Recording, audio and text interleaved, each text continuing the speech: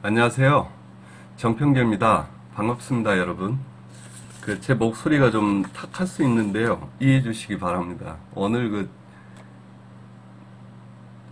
아시는 분인데, 종종 연락을 주시죠. 근데 이제 무슨 일 있으시고 상담을 좀 장시간 동안 하느라고, 얘기를 많이 하다 보니까 목소리가 좀 많이 탁해졌습니다.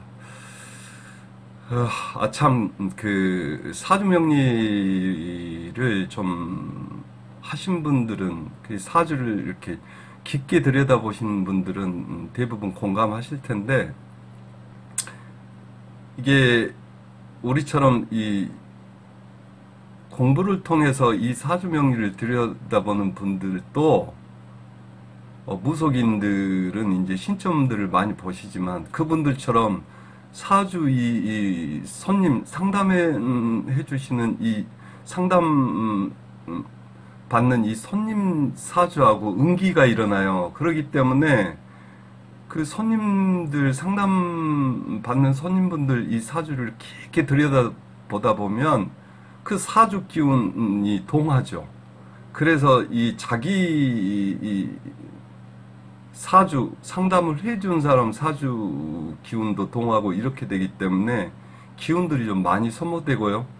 좀 이게 손님분들 중에서는 기운들이 굉장히 사주가 탁한 기운들의 사주 몇 분 봐주다 보면 기운이 완전히 탁해지는 거는 당연한 거고 같이 그 다음에 이제 기운도 완전히 이 소진 상태가 돼요. 그래서 평생 이 공부하시다가 이제 업으로 삼고 이러시다 돌아가신 분들 그 주변 분들 통해서 얘기를 들어보면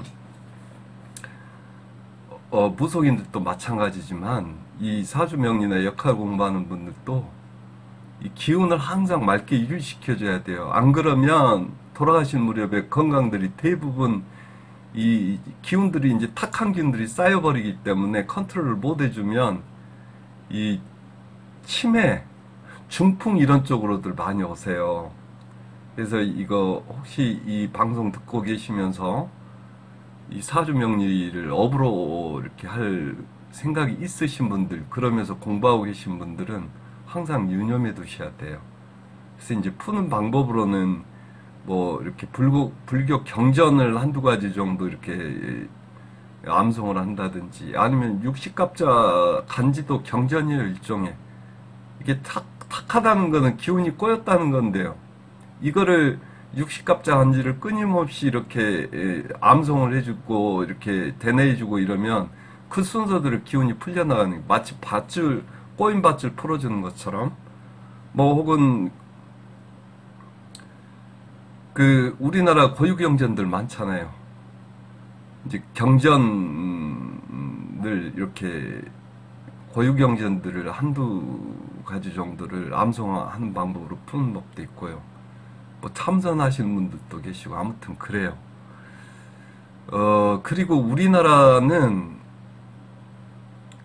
이런 상담업을 운명을 상담해주는 상담업 시장에서는 무속 쪽 상담 손님들이 한 60% 이상이에요. 이 사주명리나 역학 쪽은 한 3, 40%대고 무속 쪽 시장이 한 이렇게 통계 잡힌 걸로 이렇게는 한 60%에서 65%요 사이로 나오고 있는 것 같아요. 그리고 요즘은 굉장히 대중화됐습니다. 이 사주명리나 역학 쪽이. 그래서 예전에는 뭐 인연이 닿는 분 통해서 개인적인 사사를 받는 경우가 많았는데 요즘에는 자료들도 오픈도 많이 되고 책들도 많이 나오고 이래서 본인이 맘만 먹으면 뭐 인터넷이건 유튜브 참조해가면서 책 구입해서 얼마든지 공부할 수 있는, 이 공부 많이 하면 좋죠. 일단 자기 사주 팔자 흐름 자체를 아는 게 자기한테는 개운이 되니까. 왜 흉한 거 피해가고 이게 뭐 기란 기운 들어왔을 때 적극적으로 활용하고 이거 그다음에 2년도 이렇게 흉한 기운은 이제 인간관계 때문에 고통받는 분들도 많으신데 결국 사주 열어보면 궁합이 맞지 않아요. 맞지 않습니다.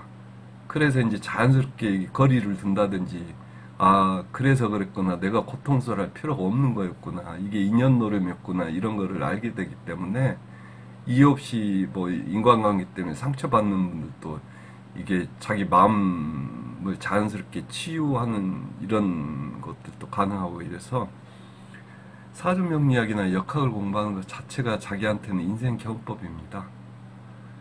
서두가 너무 길었었는데요.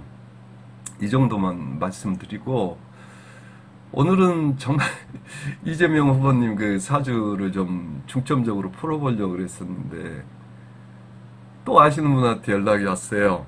와가지고 저는 이제 몰랐는데 오늘 뭐 이게 일본의 지진이 좀 셌었나 봐요. 근데 제가 이전 영상에서 이 지금 보이시는 시공간의 흐름 타임테이블 이거 보이시죠? 이거 관련된 제 이전 영상 속에서 이미 제가 한번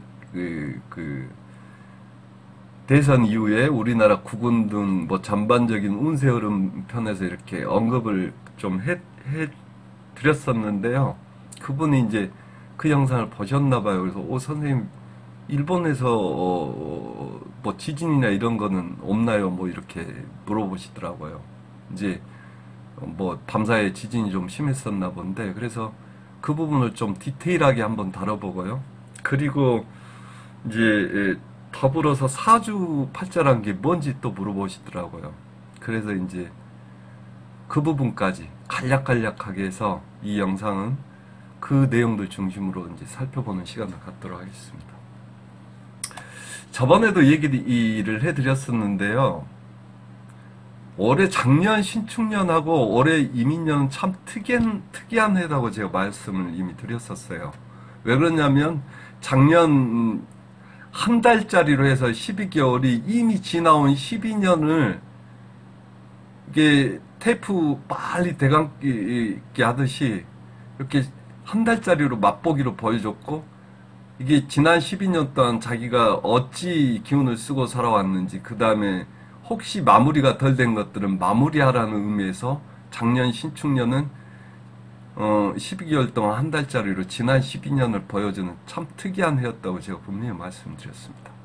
그리고 다시 올해 이민년은 마찬가지로 앞으로 60년간 흘러갈 60년간입니다. 앞으로 60년간 흘러간 운을 올해 이민년부터 앞으로 5년간 한 달짜리로 왜 60간지기 때문에 보여주는 참 특이한 해다라고 제가 또 말씀을 드렸어요. 그래서 올해 작년 신축년 신축월 같은 경우는 복음 동착 기운이다. 이게 인생의 터닝포인트로 쓰는 분들도 계시다. 사주에 만약 이런 글자들이 똑같은 글자 박혀 있다면 마찬가지로 올해 이민년 이민월이 1월달이었기 때문에 사주에 이게 이민이라는 글자가 박혀있는 사람들은 이런 이민년, 이민월 이런 통착간지 혹은 대운에서까지 이민대운 들어온다든지 신축대운 들어가지고 이렇게 통착 그 스타일 효과, 보금스타일 효과가 굉장히 강하게 들어온 분들은 이런 기운 들을 때 자기 인생의 획기적인 그 터닝포인트 계기를 마련할 수 있다고 말씀을 드렸어요. 그러면서 이민년, 이민월이 바로 안철수 후보가 이민년, 이민월생이에요. 그래서 올해 대선은 안철수 후보가 간지를 잡았고 표차는 지지율차는 10%밖에 안 되지만 그 10% 중에서 안철수 후보가 윤석열 후보하고 단일화합의하는 바람에 이게 통계로 이게 통계 분석을 통해서 확인된 내용이지만 8% 정도의 안철수 후보 지지표가 윤석열 후보 지지 쪽으로 돌아서면서 0.7% 차니까 이게 윤석열 후보 당선에 결정적인 역할을 한 거는 안철수 후보였고 안철수 후보가 올해 이번 대선 이민년 이민월에 간지를 잡게 됐다라고 그 영상도 올렸습니다. 그래서 안철수 후보는 올해 이민년 이민월이 자기 인생의 터닝 포인트였던 거예요. 이제 어쨌든 그래서 올해 이민년은 이민월, 개묘월 쭉쭉쭉 해서 개축월, 그 다음에 내년 또 개묘년, 갑인월, 을묘월 쭉쭉쭉 해서 이렇게 5년간 달달이 바뀌어서 들어오는 기운이 앞으로 60년간 흘러갈 기운을 한 달짜리로 미리 또 예고편으로 방영을 하는 거나 보여주는 거나 매한가지라고 그랬습니다. 그래서 제가 윤석열 후보가 사주 세도 좋고 격을 형성하는 사주라 이재명 교수 이재명 후보님 그을 완벽하게 압도적으로 이게 완승을 거둔 대선이 될 거라고 이렇게 얘기하신 분들을 비판을 하면서 두 분 다 올해 사주 기운이 좋지 못한데 상대적으로 그래서 두 분 다 좋은 편이 아니기 때문에 이게 그 국민들 입장에서는 비호감 대선이 돼버렸고 상대적으로 기운이 더 안 좋은 거는 윤석열 후보다. 그래서 역전까지도 가능할 수 있다라고 저는 예측을 했었는데 이제 역전은 못했지만 석패하셨죠. 그런데 자 보시게요. 지금이 개묘월이에요. 이제 본론으로 들어갑니다. 그럼 내년이 개묘년이니까 내년 1년간은 이 개묘월 기운을 쓰니까 윤석열 후보, 윤석열 당선자 측이나 그 다음에 이재명 씨 측이나 요번 달 기운이 내년 상황을 압축해서 보여주는 거예요. 그리고 우리나라 국군도 올해 개묘월이 내년 개묘년 상황을 압축해서 보여주는 거. 그리고 제가 이 전 영상에서 말씀드렸다시피 이 개묘년은 이 개수가 여기 지금 나와 있는 이런 내용들이었잖아요. 예? 그리고 요게 개수가 요거는 바이러스도 되지만 핵도 된다 그랬어요. 핵 관련, 방사능 관련. 그래서 일본에서는 내년에 방사능 오염수 유출 문제라든지 방사능 문제가 이게 일어날 수 있다 그랬죠. 그러면서 그 다음 편 영상에서 제가 이 개수 묘파의 또 다른 물상으로는 요 아지랭이 이리저리 흩어지는 그 다음에 묘목은 이게 이제 묘 자체가 일본권 기운이라 그랬잖아요. 인목이는 우리나라에서 뻗어나온 기운이기 때문에. 그래서 당사주의 12성별로 지지 이 특성을 분류하는 이 분류법에 따르면 이 묘파성도 돼요. 그래서 이 토끼는 집이 없다 그러죠. 이리저리 옮겨다니면서. 그러니까 집이 깨지는 모양이에요. 자기 근거지가 깨지는 모양. 그리고 이 묘 자체가 이미 여자가 이게 다리를 벌리고 있는 도화, 이쁜 어린 여자 다리를 벌리고 있는 물상이기 때문에 이제 다른 의미로도 해석하면 많이 나와요. 나오는데 뭐 이혼녀 뭐 이렇게도 나오게 되고.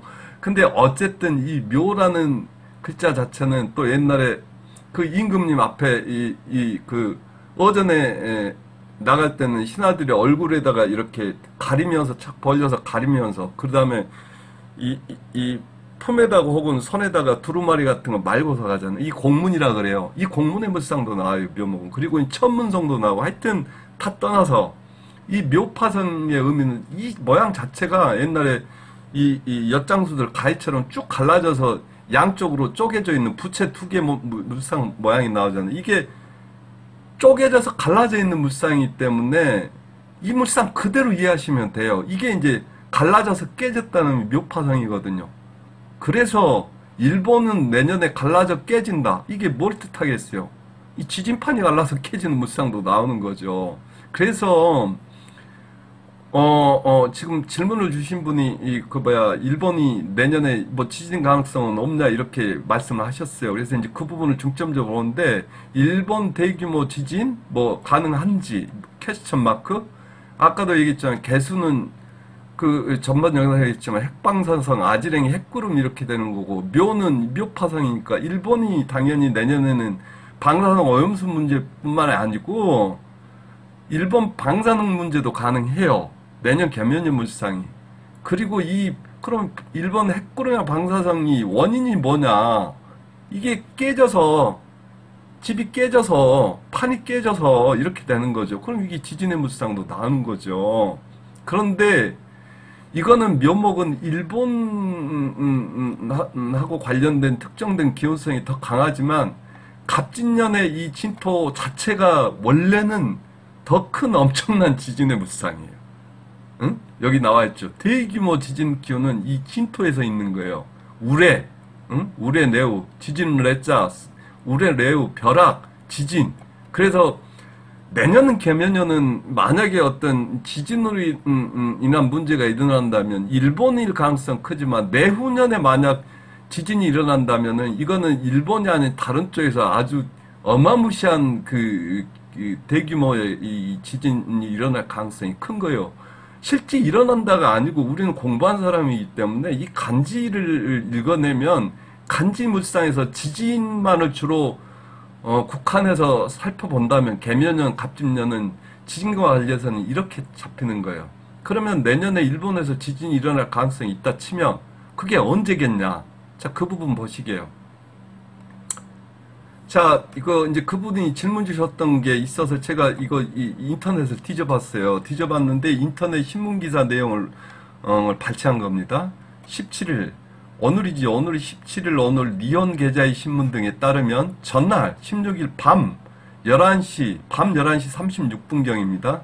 일본 후쿠시마, 이거 원전인 사고 터졌던 데잖아요. 일본 후쿠시마 앞바다에서 7.3 이게 매그니튜드인가요? 예, 매그니튜드 7.3 매그니튜드의 규모, 지진 규모 이게 단위죠.로 추정되는 지진이 발생했다 이렇게 돼 있네요. 그래서 일본 같은 경우는 지진이 이게 지축판이 불안정한 나라라 이 지진이 작기 때문에 원래 일본은 우리나라보다 훨씬 더 이게 건축할 당시에 지진에 견딜 수 있는 내진 설계는 아주 오래전부터 기본적으로 의무화되어 있어요. 법적으로. 건축관련법에서. 그런데도 이 7.3 정도 리터 지진 계상으로 이 정도 규모 돼버리면 일본 내진 설계가 되어 있는 일본 자체도 굉장히 감당이 버거울 정도의 강진이었을 겁니다. 그래서 지금 후쿠시마 앞바다에서 이게 일어난 거라 후쿠시마 원자력 발전소도 가동 중단했다는 뉴스까지 제가 확인을 했거든요. 그러면 이 내용을 가지고 우리는 사주명리 내지는 역할을 공부하는 사람들이기 때문에 이거를 가지고 우리가 공부한 지식을 동원해서 추론을 해보시자고요. 그게 공부예요. 자, 보시게요, 그러면. 이게 지금 지진이 일어난 그 시간대가 어떻게 됩니까? 2022년 3월 16일 밤 11시 36분경이잖아요. 그러면 이게 2020이니까 이민년, 음력으로는 아직 개묘월이니까 개묘월, 시간상으로는 여기 무진시간이고요. 무진일입니다. 무진일이에요. 16일은. 그런데 이 터진 시간대가 참 애매해요. 하여튼 이 공부하기는 좋은 자료입니다. 이게 터진 시간대가 밤 11시 36분경이었어요. 그러면 다시 좀 사이드로 빠져서 우리 동양역학에서는 시간 관련된 논쟁이 한 두 가지 정도가 큰 논쟁이 있습니다. 일단은 자시를 어떻게 잡을 거냐, 자시를. 여기 지금 자시로 돼 있잖아요. 일어난 시간이 밤 11시 36분경 이게 자시거든요. 이 자시를 언제부터 자시로 볼 거냐는 거예요.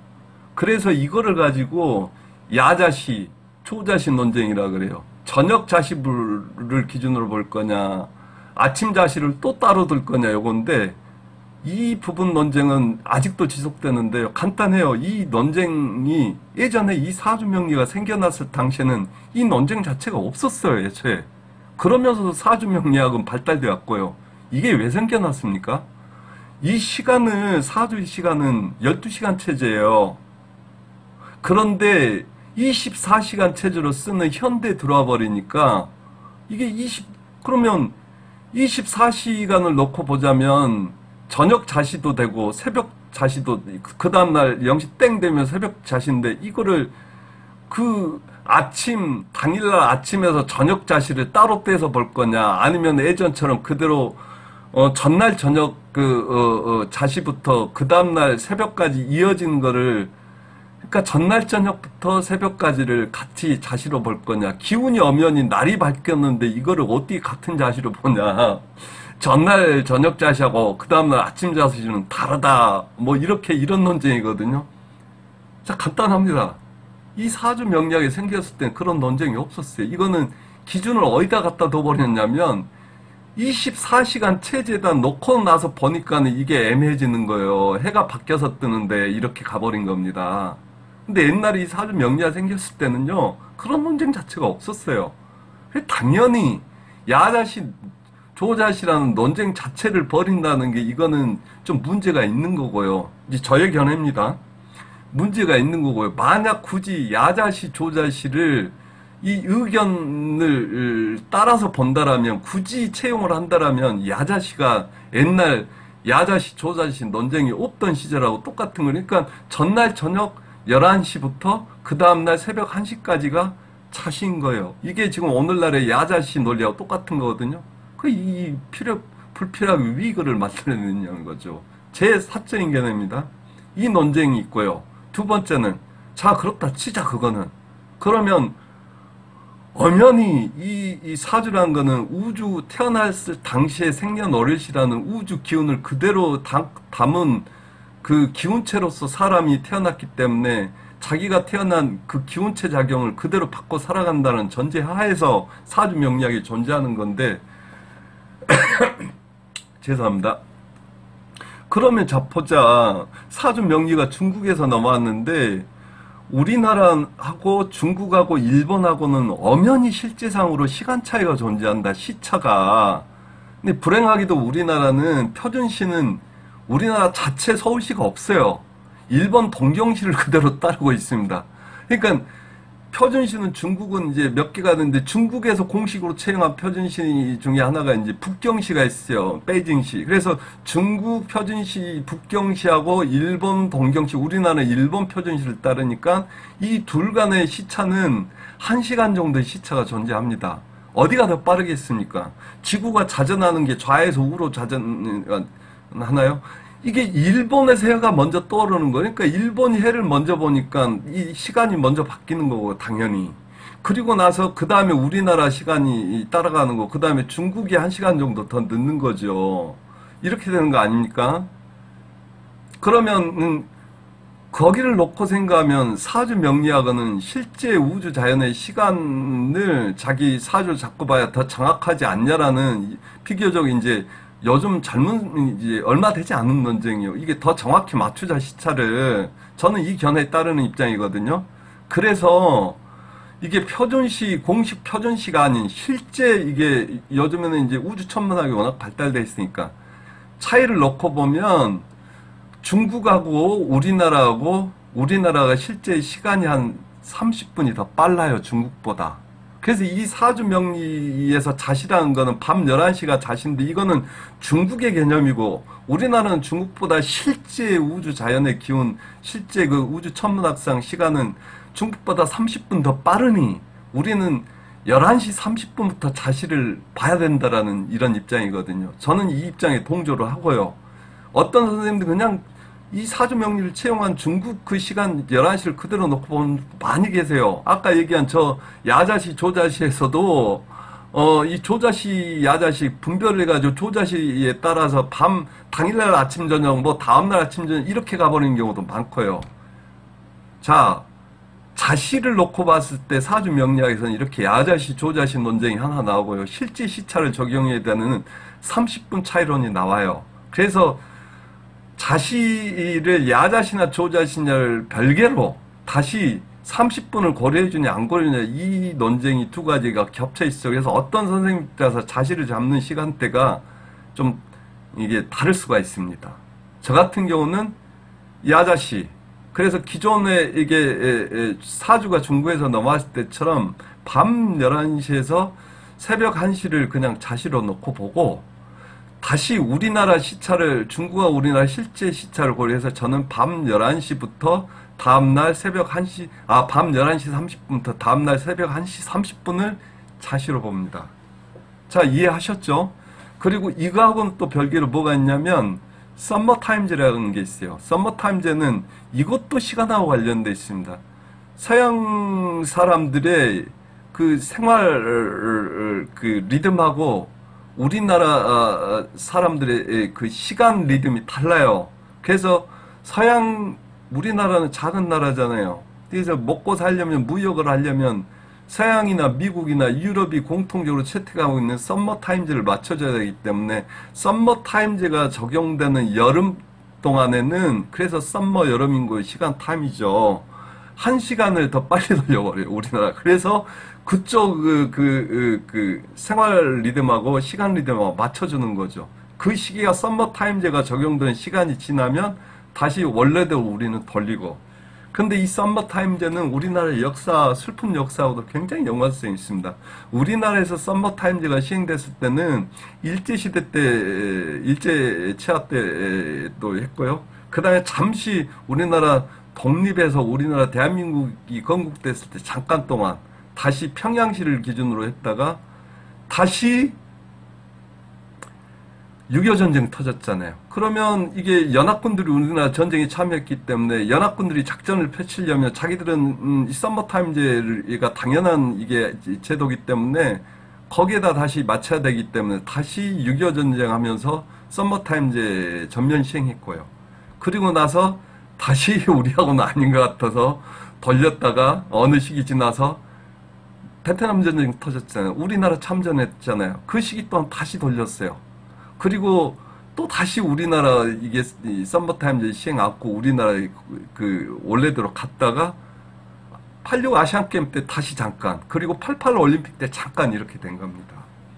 그래서 이 썸머타임즈에는 이 썸머타임즈 시행 동안에 출생하신 분들은 우주의 실제 자연시간하고 1시간 차이가 나기 때문에 이거 그 시기에 태어나신 분들 같은 경우는 이 썸머타임즈 적용을 폐지해서 원래 우리나라에서 우리나라 우주 그 기온이 우리나라에 실제 미치던 그 시간대로 환산시켜야 됩니다. 그래서 요 세 가지는 사주에서 시간하고 관련돼서 그 항상 이렇게 언급되는 부분이 고려를 해야 될 부분이요. 자기도 사주 명리를 계속 하시겠다라면 이게 뭐가 맞는지 한 번쯤 공부를 해봐야 되고요.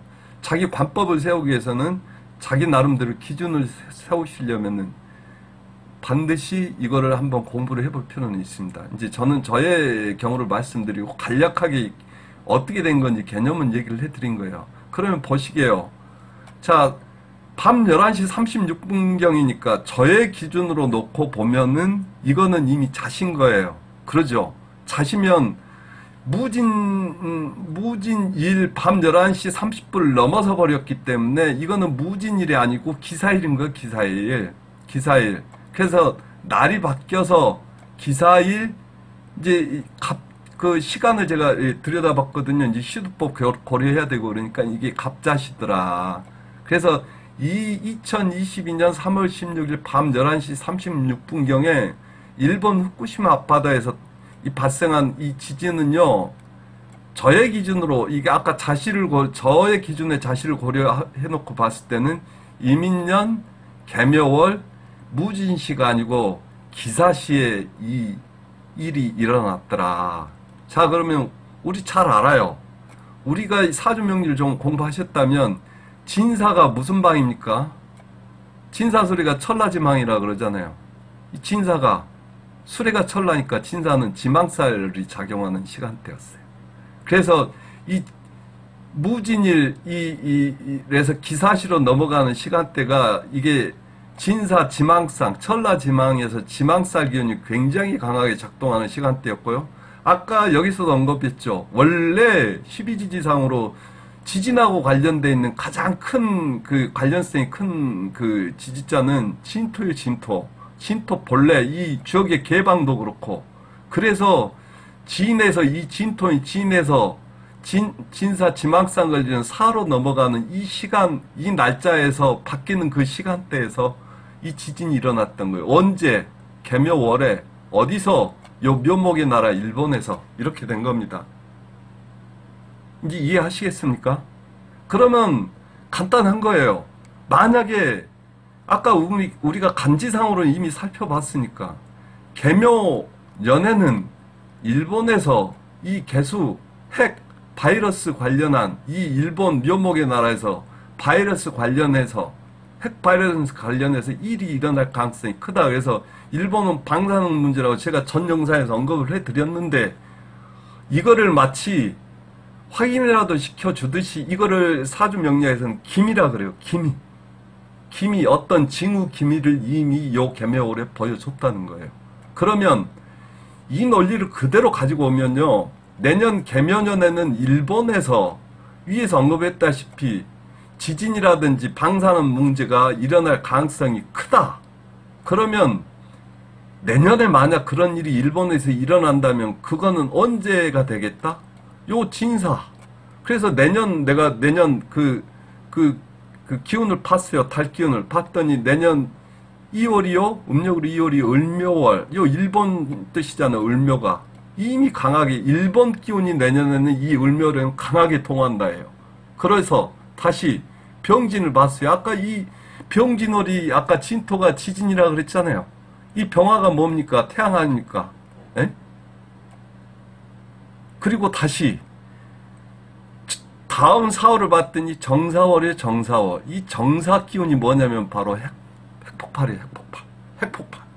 자, 이렇게 놓고 보면 만약 내년에 혹여 요 간직 기운대로 가능성 있는 간직 기운대로 내년 개면년에 일본에서 지진이라든지 이런 문제가 발생한다라면 이미 내년 2월인 을묘월에 이 어떤 사전 징후나 기미들을 일본에서 강하게 이미 보여줄 거고요. 그 일이 터진다라면 병진월에서 정사월 요 시기가 되고 만약 병진년에 지진이 나서 요 후쿠시마 이런 쪽으로 해서 방사능 지금도 문제인데 방사능 유출이 지진 때문에 심해지고 지진이 나서 그 다음에 일본이 정부가 이거를 컨트롤 못 해버리면 이 4월 달에는 이 부분 핵폭발이 일어나든지 핵하고 관련된 사고가 일어날 가능성이 크다예요. 이해하시겠습니까? 그리고 한편으로는 내가 나중에 이제 짤 영상식으로 해서 이게 한번 이렇게 올릴까 계획을 잡고 있었는데요. 러시아 우크라이나 이 부분도 지금 심각하잖아요. 내년에 요 시기 지금 내년 개묘년 위에서도 언급했었죠. 뭐 어디에요? 요거 내년 러시아 유럽 쪽 이렇게 스마트 핵 정밀 폭격 가능한 스마트 국지핵 제가 언급한 적이 있어요. 얘기하면서 내년에도 이 러시아 우크라이나 문제는 계속 갈 것 같은데 요 시기 일본에서 이런 지진이나 핵폭발이 이 부분적 핵폭발이 일본이 컨트롤에 실패하지 일어난다라면 요 시기에 맞물려서 우크라이나 이 젤렌스키 정부도 거기 대선이라든지 대통령 선거 일정에 이게 어떻게 되는지 난 몰라요. 모르는데 요 지금 똑같은 시기 정사월 요 무렵에는 우크라이나 젤렌스키 정부가 실각을 할 가능성이 큽니다. 그리고 심할 경우에는요, 여기도 만약 터져버린다 그러면 젤렌스키 여분 포함해서 이거 측근들이 피폭당할 가능성이 커요. 뭐 그게 폭탄이 됐든 뭐가 됐든 그래서 이게 우크라이나 젤렌스키 정부는 요 실각 기운이 강하고 요때 만약에 사고로 뭔 일이 일어난다면 이게 뭐 암살이 됐든 뭐 하여튼 피폭을 당하고 이래가지고 심할 경우는 사망 가능성 큰 기운입니다. 저는 전쟁 소위 말하는 뭐죠? 신내림을 말하는 사람이 아니고요. 여러분과 같이 이 영상 보는 그대로 이 공부를 해서 사주명리학 그 다음에 이 구성학 전반 이런 것들을 곁들여서 주역 괴상 그 다음에 이런 것 곁들여 가지고 이 기운들을 추론해내면 이런 일들이 충분히 가능하고 그 가능성이 큰 시기야 이 시기라고 저는 말씀을 드리는 거예요.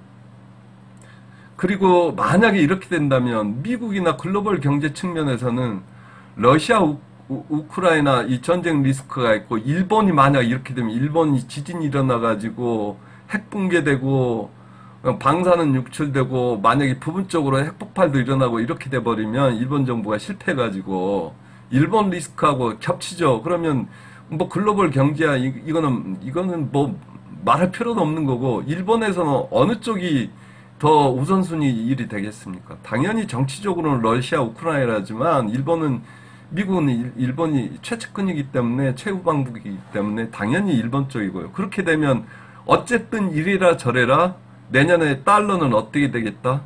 완전 기아신몸 취급받는 거죠. 세계 경제는 이제 말도 못할 이제 고통으로 가는 거고 달러를 확보한 나라만이 우선 숨통을 트이게 되는 거고 이렇게 되는 겁니다.